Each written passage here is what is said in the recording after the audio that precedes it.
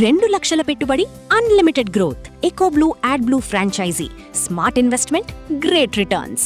ఆంధ్రప్రదేశ్లో మరొక నవరత్న company entry ఇస్తుంది. ఇప్పటికే ఐటీ, టెక్నాలజీ, క్వాంటమ్ విషయాల్లో దూసుకుపోతున్న ఆంధ్రప్రదేశ్ ప్రభుత్వం తీర ప్రాంత ఆర్థిక వ్యవస్థని బలోపేతం చేయడం కోసం షిప్ యార్డ్ల నిర్మాణం, నౌకా ఆధారిత పరిశ్రమలపైన ఫోకస్ పెట్టింది. ఈ క్రమంలోనే కేంద్ర ప్రభుత్వం తీసుకొచ్చినటువంటి పాలసీలను అడ్వాంటేజ్ చేసుకుని దుగరాజపట్నం దగ్గర ఒక షిప్ బిల్డింగ్ క్లస్టర్ని డెవలప్ చేయాలని ఏపీ ప్రభుత్వం భావిస్తుంది. ఇందులో నవరత్న కంపెనీగా దేశంలోనే కాదు ప్రపంచంలోనే షిప్ బిల్డింగ్లో ప్రత్యేకమైనటువంటి పేరు ప్రఖ్యాతులు ఉన్న మజ్గావ్ షిప్ బిల్డర్స్ కంపెనీ ఏపీలో ఎంటర్ కాబోతుంది. దీనికి సంబంధించినటువంటి చర్చలు పూర్తయినట్టుగా తెలుస్తుంది. 26,000 కోట్ల రూపాయల పెట్టుబడులతో ఆంధ్రప్రదేశ్లో దుగరాజపట్నం షిప్ యార్డ్ ఏదైతే పోర్ట్ క్లస్టర్ అని చెప్తున్నారో, షిప్ బిల్డింగ్ క్లస్టర్ అని చెప్తున్నారో అక్కడ యాక్టివిటీస్ని టేకప్ చేయబోతోంది ఈ సంస్థ. ఇది Dugarajapatnam maritime cluster master plan, ఒక ప్లాన్ తయారు చేసి పెట్టుకుంది ఆంధ్రప్రదేశ్ ప్రభుత్వం. దీన్ని అభివృద్ధి చేసేటువంటి క్రమంలో ఇక్కడ తీసుకోవాల్సినటువంటి ప్రణాళికలు, మార్పులు చేర్పులకి అనేక సంస్థల్ని, దేశంలో పేరున్నటువంటి సంస్థల్ని తీసుకొచ్చే ప్రయత్నం చేస్తుంది. ఈ క్రమంలోనే మజ్గావ్ షిప్ బిల్డింగ్ కంపెనీ ఇది ఎంటర్ కాబోతుంది. ఈ షిప్ బిల్డర్స్కి ఉన్నటువంటి ట్రాక్ రికార్డ్, ఇది బ్రిటిషర్స్ టైం నుంచి ఉన్నటువంటి మజ్గావ్ డాక్ షిప్ బిల్డర్స్. అసలు ఈ సంస్థ స్పెషాలిటీ ఏంటంటే బ్రిటిష్ ఇండియాలో ప్రారంభమైన సంస్థ. 1960s జాతీయం చేసిన సంస్థ. ఇప్పుడు కేంద్ర ప్రభుత్వ ఆధ్వర్యంలో నడుస్తున్నటువంటి ప్రతిష్టాత్మక నవరత్న కంపెనీల్లో ఈ ఎండిఎస్ కూడా ఒకటి. Mazagon dock shipbuilders limited emerging as anchor investor for 26,000 crore Dugarajapatnam shipbuilding cluster. అది ఆ క్లస్టర్లో పెట్టుబడులు పెట్టడానికి రెడీ అవుతుంది. ఆంధ్రప్రదేశ్ ప్రభుత్వం భూమి సమకూరుస్తుంది. దాదాపు 2,200 ఎకరాల వరకు ఒక అంచనా వేశారు. ఆ క్లస్టర్ని ఏ విధంగా డెవలప్ చేయాలి, దానికోసం ఎక్స్ప్రెషన్ ఆఫ్ ఇంట్రెస్ట్ని రిలీజ్ చేశారు. ఒక కన్సల్టింగ్ ఫర్మ్ని సెలెక్ట్ చేస్తారు. So Mazagon dock shipbuilders ఇందులో ఇన్వాల్వ్ అవుతున్నారు కాబట్టి దాని డిపిఆర్ ప్రిపరేషన్, ఫైనాన్షియల్ యాక్టివిటీ, రాబోయే రోజులు ఇక్కడ జరగబోయేటువంటి నౌకా నిర్మాణ పరిశ్రమ విస్తరణ, దాని అనుబంధ పరిశ్రమను తీసుకున్నాడు. వీటన్నిటిపైన కూడా ఫోకస్ పెడతారు. టోటల్ డిపిఆర్ని రెడీ చేసేటువంటి బాధ్యత, ఆ ఎక్స్ప్రెషన్ ఆఫ్ ఇంట్రెస్ట్ ఈ నెల 24వ తేదీన పార్ట్నర్ని సెలెక్ట్ చేస్తారు, కన్సల్టింగ్ ఫర్మ్ని సెలెక్ట్ చేస్తారు. ఆ సంస్థ డిపిఆర్ని, ఫైనాన్షియల్ అంశాలని, ఎక్కడెక్కడ ఏమేమి డెవలప్ చేయాలో అవన్నీ కూడా ఇందులో పొందుపరిచేటువంటి అవకాశం ఉంటుంది. 1.2 మిలియన్ టన్స్ కెపాసిటీ ఉండేటువంటి షిప్ బిల్డింగ్ యాక్టివిటీని ఈ సంస్థ చేపట్టాలనుకుంటుంది. ఒకసారి Mazagon dock shipbuilders limited అనేటువంటి సంస్థకున్న ట్రాక్ రికార్డ్ ఏంటి అది కూడా చూసే ప్రయత్నం చేద్దాం మనం. ఇది ministry of defence, A government of India undertaking ship builders to the nation అని చెప్పని పేరులోనే ఉంది. చూడండి, ఈ వెబ్సైట్ చూస్తేనే అర్థమైపోతుంది ఎంత పెద్ద పెద్ద ఇవి పెట్రోలియం వెసల్స్ దగ్గర నుంచి డిఫెన్స్ షిప్పుల వరకు, డిఫెన్స్ కావాల్సినటువంటి యుద్ధ నౌకలను తయారు చేసేటువంటి దానిలో కూడా కీలక భూమిక పోషిస్తాయి. మజ్గావ్ డాక్ అనేది ముంబైలో ఉంటుంది. ముంబై పోర్టుకి అనుబంధంగా మజ్గావ్ ఏరియాలో డెవలప్ అయినటువంటి షిప్ బిల్డింగ్ ఇండస్ట్రీని తర్వాత ఒక వ్యవస్థగా మారి ఈ సంస్థగా రూపాంతరం చెందింది. బ్రిటిషర్స్ ఉన్నప్పటి నుంచి కూడా ట్రాక్ రికార్డ్ ఉన్న సంస్థ. అంటే సుమారుగా ఒక 80 ఏళ్ల చరిత్ర ఉన్నటువంటి సంస్థ ఇది. అందుకనే ఈ ప్రభుత్వ రంగ సంస్థ కాబట్టి ఎలాంటి సమస్యలు ఉండవు.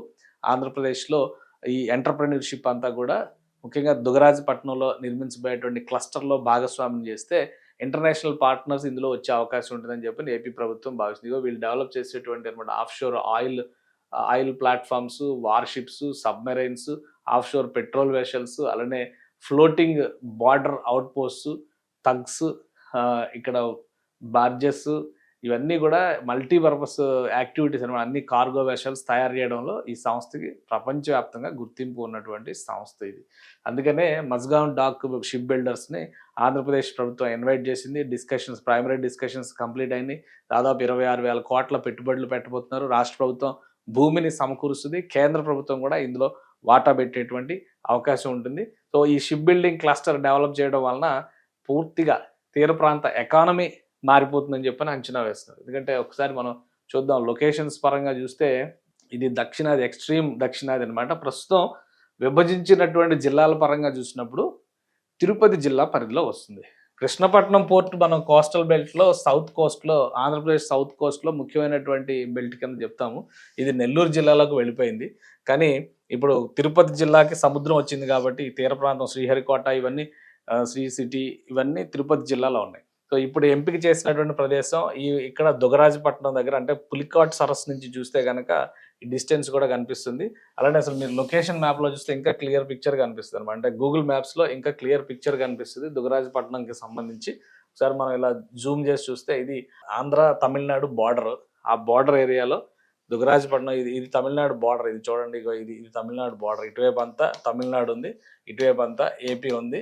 సో ఈ బార్డర్ అడ్వాంటేజ్ని ఉపయోగించుకునే పరిశ్రమల్ని, ఆర్థిక కార్యకలాపాలని పెద్ద ఎత్తున ఆంధ్రప్రదేశ్ ప్రభుత్వం ప్రణాళికాబద్ధంగా అభివృద్ధి చేసే ప్రయత్నం చేస్తుంది. అందుకనే ఇక్కడే శ్రీ సిటీ ఈ ప్రాంతంలోనే డెవలప్ అవుతుంది. తిరుపతి పరిసర ప్రాంతాల్లో ఇంకా మేక్ ఇన్ ఆంధ్రప్రదేశ్ పేరుతో పరిశ్రమలు వస్తున్నాయి. సో ఇప్పుడు దుగరాజపట్నం ఇక్కడ వస్తే కనుక చెన్నై పోర్టు, చెన్నైకి ఉండేటువంటి కాంప్లికేషన్స్, పాత పోర్ట్ అయిపోయింది కాబట్టి చాలా టెక్నికల్ ఇష్యూస్ ఉన్నాయని చెప్పని అంటారు. ఇక్కడ చెంగల్పట్టు దగ్గరలో పోర్టు డెవలప్ అయి ఉంటుంది ఇక్కడ.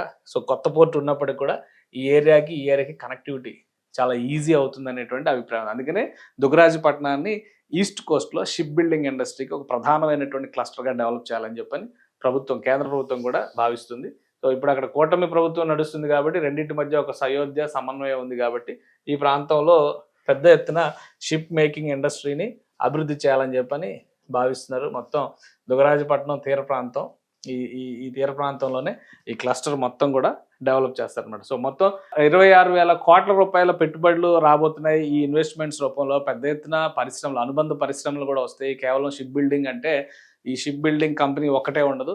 అందుకనే ఆంధ్రప్రదేశ్ ప్రభుత్వం దాదాపు 2,200 ఎకరాల భూముల్ని సమీకరిస్తోంది. చుట్టుపక్కల దాదాపు 1000 ఎకరాల భూముల్ని ఓన్లీ పోర్ట్ ఏరియా డెవలప్మెంట్కి ఉపయోగిస్తారు.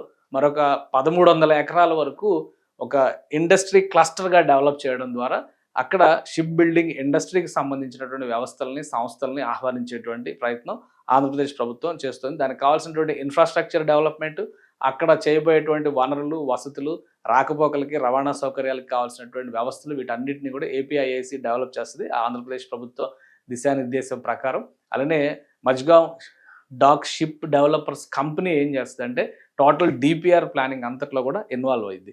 అందుకనే ఈ కంపెనీ వచ్చిన తర్వాత రేటింగ్ కూడా ఒక విధంగా షిప్ మేకింగ్ ఇండస్ట్రీలో దుగరాజపట్నం పోర్ట్ ఏరియాకి, ఆ షిప్ బిల్డింగ్ ఇండస్ట్రీలో ఒక ప్రత్యేకమైనటువంటి మార్క్ వస్తుందనే అభిప్రాయంతోనే ఆంధ్రప్రదేశ్ ఈ షిప్ బిల్డింగ్ క్లస్టర్ డెవలప్మెంట్లో ఎండిఎల్ని భాగస్వామ్యం చేసింది.